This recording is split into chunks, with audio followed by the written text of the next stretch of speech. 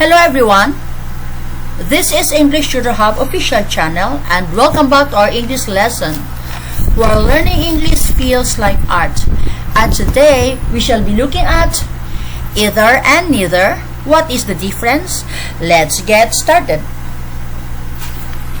We use either and neither to talk about two similar things and choices to be made. They can be determinants, pronouns, or adverbs. Number one, either. Either is always associated with the idea of a choice between several alternatives. It is always followed by a name in the singular. Either is always associated with the idea of a choice between several alternatives. It is always followed by a name in the singular. Either day suits me. A day or another day is okay for me. Either day suits me. A day or another day is okay for me. Either solution is good.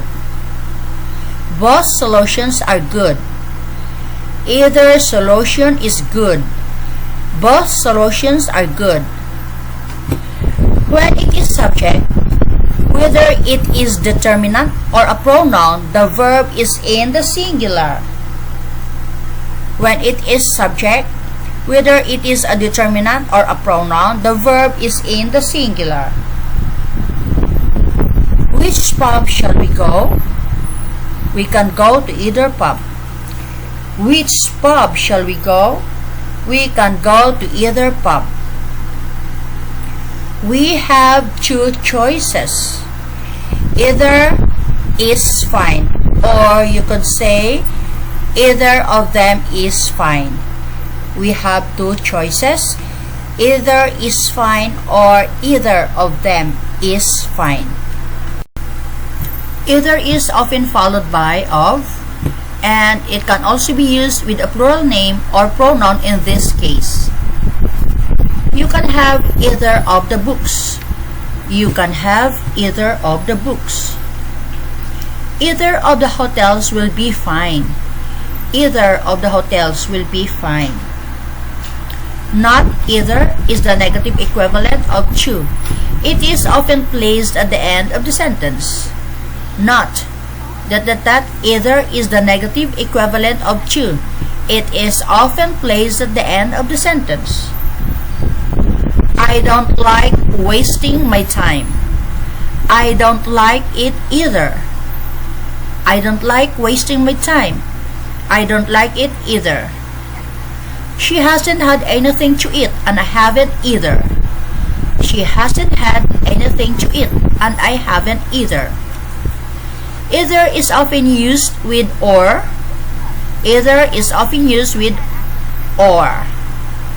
You can either come with me or stay here. You can either come with me or stay here. He's either shy or bored. He's either shy or bored.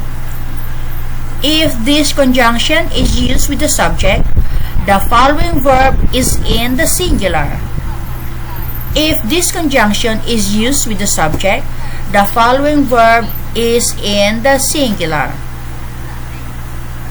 Either Sam or Tina has have taken it. Either Sam or Tina has have taken it. You can use either alone without any names. You can use either alone without any names. Do you want tea or coffee? Do you want tea or coffee? Either. I don't mind.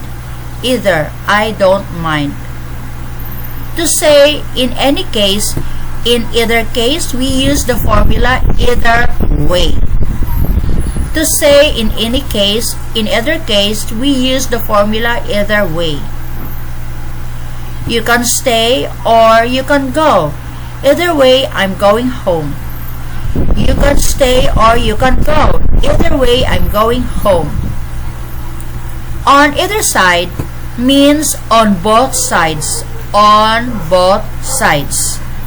On either side means on both sides, on both sides. You can park on either side of the road. You can park on either side of the road. Number 2, neither. Neither. Neither is negative. It is used to express a double refusal. It is always used with an affirmative verb. Neither is negative. It is used to express a double refusal. It is always used with an affirmative verb. Neither movie is any good. Neither movie is any good. Neither of them came. Neither of them came. Neither is fine with me. Neither is fine with me. Neither solution is good. Neither solution is good. When it is subject, whether it is a determinant or a pronoun, the verb is in the singular. When it is subject, whether it is a determinant or a pronoun, the verb is in the singular. We have 2 players, but neither of them is ready for the game. We have 2 players, but neither of them is ready for the game. Neither nor. We find this formula mainly in writing. It is not normally used orally. Neither nor. We find this formula mainly in writing. It is not normally used orally. I like neither pizza nor pasta. I like neither pizza nor pasta. But we normally say, I don't like pizza or pasta. But we normally say, I don't like pizza or pasta. It's neither good nor bad. But we normally say, it's not good or bad. It's neither good nor bad. But we normally say, it's not good or bad. They can neither read nor write. But we normally say, they cannot read or write. They can neither read nor write. But we normally say, they cannot read or write. If this conjunction is used with the subject, the following verb is in the singular. If this conjunction is used with the subject, the following verb is in the singular. Neither John nor Tina is coming tonight. Neither John nor Tina is coming tonight. Neither can be used alone without any names. Neither can be used alone without any names. Is your friend British or Australian? Is your friend British or Australian? Neither, he is Canadian. Neither, he is Canadian. How can I say me neither? How can I say me neither?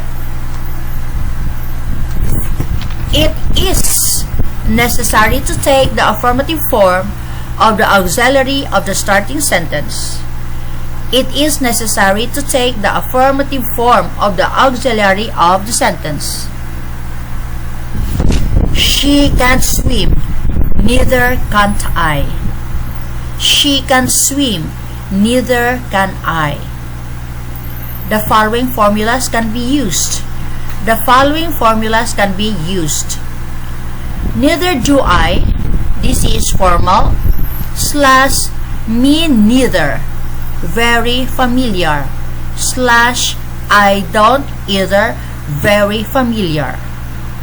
Neither do I, formal, / me neither, very familiar, I don't either, very familiar. He doesn't like running. Neither do I, / me neither. He doesn't like running. Neither do I, / me neither. We can also say, neither do we, We don't either, neither do they. We can also say, neither do we. We don't either, neither do they. To answer a negative sentence. To answer a negative sentence. So, there you go guys. This video ends here about either and neither. What is the difference? Thanks for watching.